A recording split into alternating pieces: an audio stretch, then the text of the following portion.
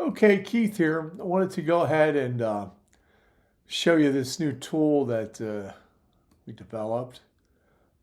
It's called the Clump Tracker, and we're trying to locate, non-randomness to trigger biases and hopefully look a little bit deeper. So we've reduced it to high cards and low cards. And the way you start this is you just put an H when you see a high card, an L for a low card. And you watch a couple hands. You need about 20 for a good sample, to be honest with you. And this will show up nice on your phone too.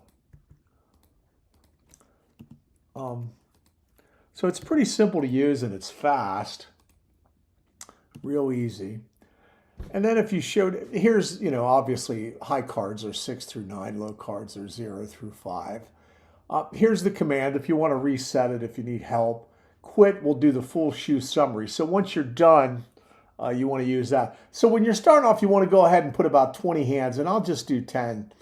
And then you look down here and it'll start to analyze this shoe for you. You can see it's going to say it shows you 10 cards, a sample size of 10. The last card was low. And this is the expected value of highs following highs. Should occur about 9%. The actual is at 22%, so it's about 12.75% higher than normal with the cards I put in. Low lows there aren't any, so it's 47% off the standard expected value. Highs versus low, the actual is 44. That should be about 21%, and the lows followed by highs are 33%, and that should be 21%. So now we've only put in 10 cards, so it's kind of nice that they're way out of whack. So you see this, okay? This takes a combination, kind of gives you a general feeling for the shoe so far. The clumped high highs plus low lows is 22%. It's expected about 57. Okay, the variation is 35% at this point, and mixed high lows plus low highs actually are about 77%. So that's even high, even with only 10 cards. The expected value is 42.5. That's a variation of 35.21%. So, the good thing about mixed, and that's the best bias, as I've said a couple times, that you can look for. When it's high-low or low-high, you can predict that the player's going to get a low card, the banker's going to get a high card. Now, obviously, it doesn't happen all the time, but it does happen.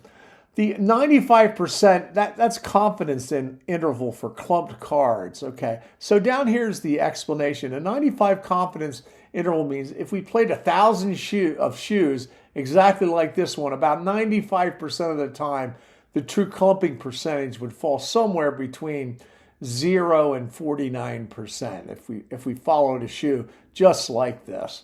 The most important one, though, I think, for the overall clumping is what's called the Z-score, which is from Six Sigma. The Z-score tells how unusual the clumping is compared to a perfectly random shuffle. And you can see anything plus or minus 2 is going to start look suspicious. And of course, it says this is at 2.54. And the reason is this here is kind of the mixed high-low and low-high pairs are at 35% variation.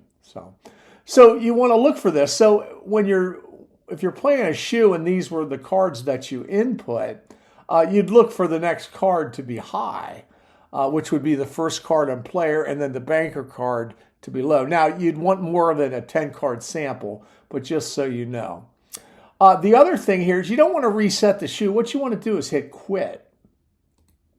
When you hit quit, it's going to give you an analysis. It's going to roll up your analysis. It's going to show you the last 20 cards. In this case, we only put 10 in.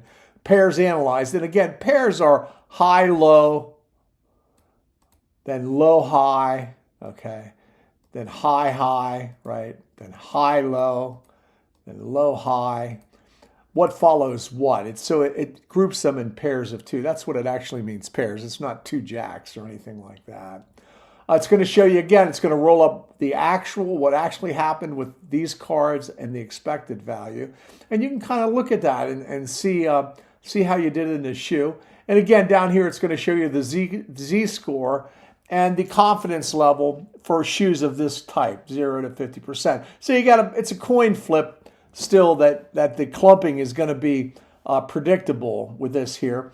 But what's really good is that the high lows and low high kind of super randomness, I don't really like that word, but I guess it's appropriate. It's very predictable here, which is what the Z-score is putting out.